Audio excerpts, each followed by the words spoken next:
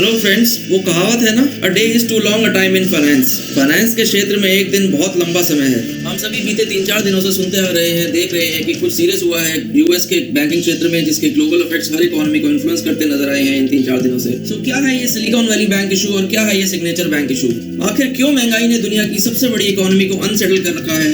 क्या हुआ 2 ही दिनों में यूएस के बैंकिंग क्षेत्र में, और ऐसा क्या हुआ कि 2 ही दिनों में इंडियन बैंक निफ्टी भी 1,33,000 करोड़ रुपए का लॉस कर गया?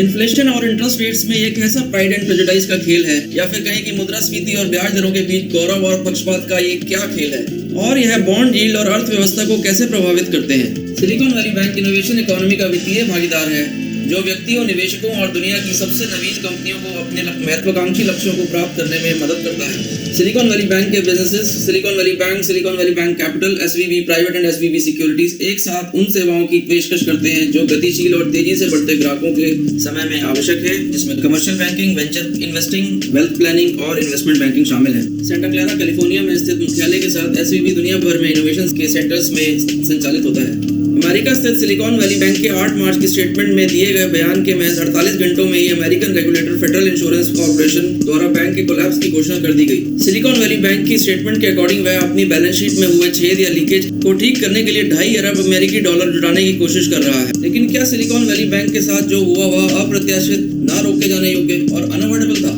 एक निष्पक्ष शोध और एनालिसिस से पता चलता है, नहीं। सिलिकॉन वैली बैंक की विफलता अन्य 2 स्थितियों के साथ जुड़ती है। पहला यह तब होता है जब ब्याज दरें तेजी से बढ़ती हैं। इसका कारण मुद्रास्फीति में वृद्धि, युद्ध या टाइट लेबर मार्केट पर प्रतिक्रिया देने वाला एक केंद्रीय बैंक हो सकता है। दरअसल फेडरल रिजर्व ने अन्य केंद्रीय बैंकों के साथ पिछले 12 महीनों में दरों में पौने से आधे प्रतिशत के बैंड से 4.5 से पौने 5% के बैंड तक वृद्धि कर दी है। उच्च दरें ऋण की स्थिति को टाइट करती हैं या संकुचित करती हैं।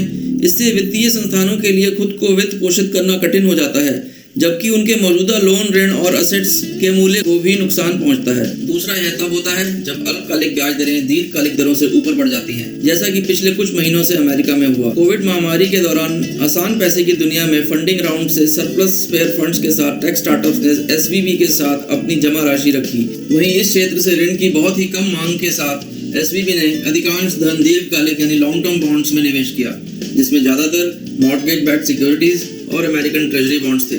जैसे कि आप स्क्रीन में देख सकते हैं कि जब इंटरेस्ट रेट्स लो होते हैं तो न्यू बॉन्ड्स की रिटर्न भी कम होती है, जिसकी वजह से ओल्ड बॉन्ड्स में रिटर्न ज़्यादा होती है और इसीलिए उनका प्राइस भी ज़्यादा होता है। इसके अपोजिट जब इंटरेस्ट रेट बढ़ते हैं तो न्यू बॉन्ड्स में रिटर्न ज़्यादा होती है, जबकि ओल्ड बॉन्ड्स कम अट्रैक्टिव हो जाते हैं और इसीलिए उनकी वैल्यू रिड्यूस हो जाती है।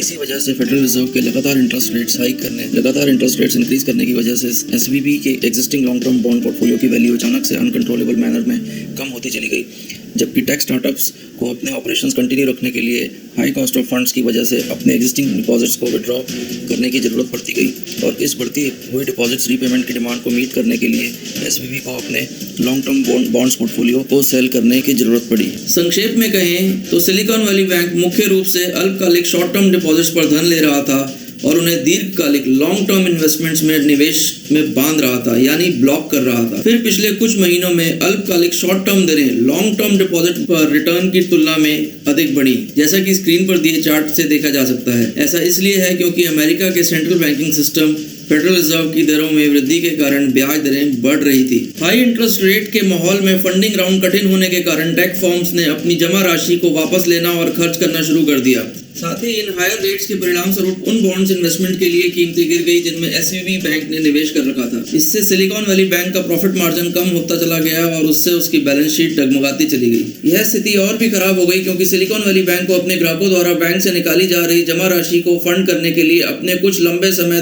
तक दिनांकित long term dated maturity bonds को नुकसान पर बेचने की आवश्यकता पड़ी। बिक्री की खबर से जमाकर्ताओं को अधिक धन निकालने के लिए मजबूर होना पड़ा, जिसके लिए और अधिक इन्वेस्टमेंट्स की बिक्री की आवश्यकता पड़ने लगी क्योंकि और डिपॉजिटर्स को रीपे करने के लिए इमीडिएट बल्क लिक्विड फंड्स या तरल नकदी की जरूरत थी। एक डाउनसाइड रिस्की लूप उत्पन्न हुआ जिसे टेक्निकली बैंक रन भी कहते हैं। सिलिकॉन वैली बैंक में लगभग 37,000 छोटी कंपनियां हैं जिनकी कुल जमा राशि $2.5 लाख से अधिक है। $2.5 लाख अमेरिकी डॉलर तक की जमा राशि का फेडरल गवर्नमेंट द्वारा बीमा किया जाता है, लेकिन इससे अधिक कुछ भी बीमाकृत नहीं माना जाता है। इसकी तुलना में भारत में डिपॉजिट इंश्योरेंस के संदर्भ में यदि किसी एक बैंक में किसी व्यक्ति द्वारा रखी गई सभी जमा राशि का टोटल $5 लाख से अधिक है तो वह बैंक के दिवालिया होने पर प्रिंसिपल और इंटरेस्ट सहित केवल 5 लाख रुपए प्राप्त कर सकेगा। दोस्तों, अमेरिकी इतिहास में दूसरी सबसे बड़ी बैंक विफलता फेडरल रिजर्व के क्रेडिट टाइटनिंग एंड इकोनॉमी को स्लो करने के अपने काम को करने में मदद कर सकती है, मगर यह सुनिश्चित करने के लिए एसवीबी फाइनेंशियल ग्रुप की सिलिकॉन वैली बैंक इकाई का अचानक पतन फेड की योजना का हिस्सा नहीं था। लेकिन फिर भी यह फ्री मनी के युग को समाप्त करने का एक अनिवार्य परिणाम लगता है, जिसने न केवल टेक्नोलॉजी के क्षेत्र को फंड किया बल्कि अन्य बहुत से निवेशों को भी फंड किया। जो निवेश अब अचानक 5% तक पहुंचने वाली अल्पकालिक इंटरेस्ट या ब्याज दरों की संभावना से कम वायबल हो गए हैं, या फिर कहें कि एकदम से प्रैक्टिकली कम अट्रैक्टिव हो गए। दोस्तों, फेडरल रिजर्व ने मुद्रास्फीति या फिर इन्फ्लेशन को नियंत्रित करने के लिए ब्याज दरों में आक्रामक रूप से वृद्धि की, जिससे एक सुरक्षित दांव जल्दी से ही अटक गया। सरल भाषा में कहें तो जब ब्याज दरें बढ़ती हैं तो बॉन्ड की कीमतें गिरती हैं। इसलिए दरों में उछाल ने एसवीबी के बॉन्ड पोर्टफोलियो के मूल्य को कम कर दिया। रॉयटर्स की रिपोर्ट के अनुसार पोर्टफोलियो पिछले हफ्ते औसतन 1.80% रिटर्न दे रहा था, जो 10 साल के ट्रेजरी यील्ड लगभग 3.90% से बहुत कम था। इसी समय फेड की इंटरेस्ट रेट को लगातार हाइक करने की मूव्स ने बोरोइंग कॉस्ट या फिर उधार लेने की कॉस्ट को और हाई कर दिया, जिसका अर्थ है कि तकनीकी स्टार्टअप को ऋण चुकाने के लिए अधिक नकदी का उपयोग करना पड़ा। साथ ही वे न्यू वेंचर कैपिटल फंडिंग जुटाने के लिए संघर्ष कर रहे थे। इसने कंपनियों को अपने परिचालन और विकास को प्रोत्साहन देने के लिए एसवीबी द्वारा रखी गई जमा राशि को विड्रॉ करने के लिए या कम करने के लिए मजबूर किया। दोस्तों, सिलिकॉन वैली बैंक की समस्याओं को उसके पहले के निवेश निर्णयों से जोड़ा जा सकता है, लेकिन बैंक पर यह दबाव बुधवार को शुरू हुआ जब ऋणदाताओं ने घोषणा की कि उसने घाटे में सिक्योरिटीज का एक समूह बेचा है और अपने फाइनेंसेस में हुए इस लीकेज को दूर करने के लिए नए शेयर्स और प्रेफर्ड स्टॉक से $2.25 बिलियन रेज करने के लिए प्लान कर रहा था। सिलिकॉन वैली बैंक ने गुरुवार को घोषणा की कि वह कॉमन इक्विटी से $2.25 बिलियन रेज करेगा और अपने फंडिंग लीकेज को भरने के लिए और प्रेफर्ड कन्वर्टेबल स्टॉक को प्राथमिकता देगा। इसके शेयर 60% की गिरावट के साथ कारोबार कर रहे थे, क्योंकि निवेशकों ने चिंता जताई थी कि लगातार हो रहे डिपॉजिट विड्रॉल इसे और भी अधिक पूंजी जुटाने के लिए प्रेरित कर सकते हैं। इससे ग्राहकों में घबराहट पैदा हो गई, जिन्होंने बड़ी संख्या में अपना पैसा निकाल लिया। जबकि अगर एसवीबी इनको इमीडिएट फंड्स रीपेमेंट के लिए सेल ना करता तो इतना बड़ा क्राइसिस नहीं होता और ये टेम्पररी फेड रेट हाइक्स भी ओवर द पीरियड नॉर्मलाइज हो जाते। अगले दिन शुक्रवार को सिलिकॉन वैली बैंक ने वैकल्पिक फंडिंग खोजने के लिए संघर्ष किया, जिसमें कंपनी की बिक्री भी शामिल थी। हालांकि बाद में दिन में federal deposit insurance corporation FDIC ने घोषणा की कि एसवीबी को बंद कर दिया गया है और इसे अपनी रिसीवरशिप के तहत रखा गया है। एफडीआईसी ने कहा कि एसवीबी के एसेट्स को बेचने की कोशिश करेगा और भविष्य में लाभांश का भुगतान गैर बीमाकृत जमाकर्ताओं को किया जा सकता है। लेकिन इसके फेलियर की जड़ें कई साल पुरानी हैं। कई अन्य बैंकों की तरह एसवीबी ने लगभग शून्य ब्याज दरों के युग के दौरान अमेरिकी सरकार के बॉन्ड में अरबों रुपए डाले। Founders funds, union square ventures and court management जैसी प्रमुख कंपनियों सहित कई वीसी फंडों ने अपने पोर्टफोलियो कंपनियों को सलाह दी है कि वे बैंक से संभावित विफलता में फंसने के जोखिम से बचने के लिए अपने फंड को एसवीबी से बाहर ले जाएं। एसवीबी में फंड फ्रीज करना एक पैसा जलाने वाले स्टार्टअप के लिए घातक हो सकता है। बहुत सी कंपनियां इस शटडाउन से प्रभावित हुई हैं, क्योंकि उनका कहना है कि वह अपनी जमा राशि तक नहीं पहुंच पा रही हैं। दोस्तों, सेंट्रल बैंक आर्थिक उतार चढ़ाव को मैनेज करने के लिए और प्राइस स्टेबिलिटी को अचीव करने के लिए मॉनेटरी पॉलिसी का उपयोग करते हैं, जिसका अर्थ है कि इन्फ्लेशन कम रहे और स्टेबल रहे। कई डेवलप्ड इकोनॉमीज में केंद्रीय बैंक टारगेट डिफाइन करते हैं इन्फ्लेशन के लिए, और तो और अब तो काफी डेवलपिंग कंट्रीज हैं जो मॉनेटरी पॉलिसी को में अपने इन्फ्लेशन टारगेट्स डिफाइन कर रही हैं। दरअसल सिलिकॉन वैली बैंक की विफलता $200 बिलियन से अधिक संपत्ति के साथ 2008 में वित्तीय संकट के दौरान $300 बिलियन के साथ वॉशिंगटन म्यूचुअल के पतन के बाद दूसरे स्थान पर है। एक वेंचर कैपिटल कंपनी ने कहा कि एसवीबी ने घोषणा की कि वह पैसा जुटा रहा है, जबकि साथ ही अनिवार्य रूप से यह कहना कि सब कुछ ठीक है लोगों की लीमैन ब्रदर्स की यादों को ताजा कराता है, जिन्हें याद है कि उन्होंने उस समय इसी तरह का अभिनय किया था। सिलिकॉन वैली बैंक ने बहुत बड़ी जमा राशि ले ली और यह हायर ब्याज दरों से सरप्राइज ही पकड़ा गया। स्टार्टअप से हैवी कैश इन्फ्लक्स के साथ सिलिकॉन वैली बैंक ने वही किया जो इसके अधिकांश प्रतिद्वंदी करते हैं। इसने अपनी जमा राशि का एक छोटा हिस्सा नकद में रखा और शेष का उपयोग ट्रेजरी बॉन्ड, जिससे दीर्घकालिक ऋण या फिर डेट इंस्ट्रूमेंट्स खरीदने के लिए किया। उन निवेशों में मामूली बट स्थिर रिटर्न का वादा किया जाता है जब ब्याज दरें कम रही, लेकिन वे दूरदर्शी नहीं थी। बैंक ने इस बात का विचार नहीं किया था कि व्यापक अर्थव्यवस्था में क्या हो रहा है, जो कोविड-19 पेंडेमिक के 1 साल से अधिक समय के बाद ओवरहीट हो चुका था।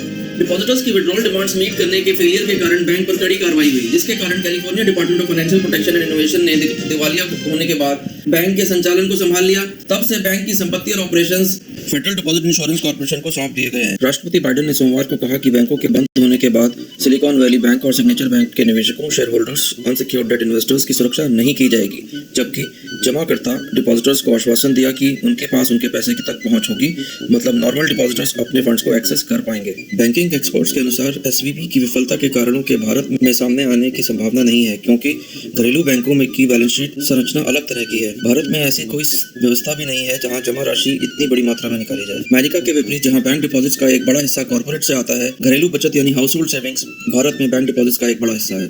इसी तरह कुछ ही दिन पहले सिल्वरगेट, जो कि एक स्मॉल क्रिप्टो फोकस बैंक है, वह भी सिमिलर इश्यूज की वजह से कोलैप्स कर गई। हालांकि इसका कोलैप्स क्रिप्टो मार्केट और एफटीएक्स में हैवी एक्सपोजर की वजह से हुआ, मगर यहाँ भी मूल कारण सेम था कि बैंक के पास बहुत से एसेट्स थे जिनकी वैल्यू अब राइजिंग इंटरेस्ट रेट्स की वजह से सिग्निफिकेंटली रिड्यूस हो चुकी थी।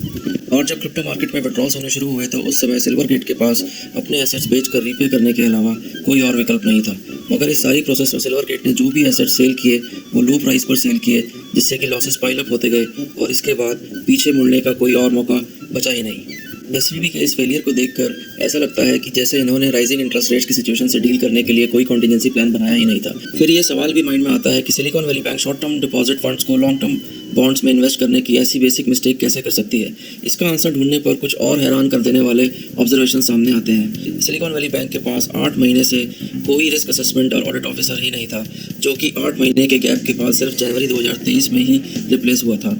ठीक ऐसे समय में जबकि बैंक को अपने गिरते शेयर्स और बॉन्ड पोर्टफोलियो को रीबैलेंस करने की और सही डिसीजंस लेने की ज़रूरत थी, ऐसे समय में बैंक ने कोई कॉम्पिटेंट ऑफिसर हायर ही नहीं किया हुआ था।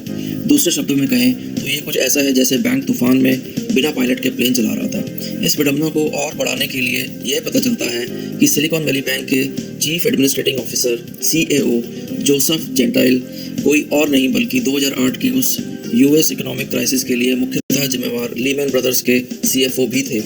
इसके भी ऊपर तीसरी हास्यप्रद और अचंभित करने वाली बात यह थी कि Federal Reserve Bank of San Francisco जो कि SVB के ऑपरेशंस को सुपरवाइज कर रही थी, सोचिए कौन इस फेडरल रिजर्व बैंक के इंचार्ज थे।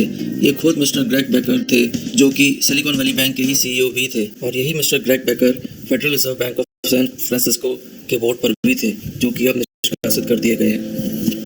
इंटरेस्टिंगली बैंक की टॉप मैनेजमेंट ने कुल मिलाकर लगभग $4.5 मिलियन के कंपनी के स्टॉक्स बेच दिए, जो कि सिलिकॉन वैली बैंक के कोलैप्स के कुछ ही हफ्ते पहले की बात है। सिक्योरिटीज एंड एक्सचेंज कमीशन के स्टेटमेंट के अकॉर्डिंग ये सेल काफ़ी मैकेनाइज्ड और प्री प्लान लगती है। इसके अलावा बैंक ने $1.5 लाख तक के एम्प्लॉइज़ को बोनस डिस्ट्रीब्यूट किए, जो कि कोलैप्स से कुछ ही घंटे पहले की बात है। इस सबसे कोई एलिगेशन तो नहीं लगाई जा सकती, मगर यह अनुमान लगता है कि इनसाइडर्स और टॉप मैनेजमेंट को कुछ बड़ा होने की पहले से ही आशंका थी। सो फ्रेंड्स, आई होप कि इन्फॉर्मेशन आपके लिए इन्फॉर्मेटिव रही होगी और इंटरेस्टिंग रही होगी। So we request you to keep encouraging us so that we keep ourselves motivated and so that we can keep coming back to you and keep sharing our content with you. And lastly, while going, once again many congratulations to every Indian. सभी भारतवासियों को बहुत बहुत बधाई हो। Oscar academy award जीता है RRR team ने। It's a great achievement, it's an historical achievement, जो कि शायद आने वाले टाइम में एक फेस्टिवल की तरह मनाया जाएगा, एक दिन की तरह मनाया जाएगा। ऑल्दो यहाँ भी हर जगह नाचो ही चल रहा है, कहीं पर फाइनेंस में, कहीं पर बैंक वाले नाच रहे हैं, कहीं पर इंश्योरेंस सेक्टर में FDIC नाच रहा है, हर जगह नाच ही चल रहा है। मगर जो RRR टीम ने किया है उससे तो सच में नाचने का मन करता है। So anyway, good wishes and many congratulations from our side to all Indians and all art lovers, all music lovers, all RRR team lovers. They have done a great job, fabulous job, बहुत अच्छा काम किया उन्होंने। और it's a great proud moment for Indian culture and Indian cinema, and it's a great proud moment for Indian fans also. Keep watching, keep liking, keep sharing, stay connected. We love when you keep watching. Thank you. Take care. God bless you.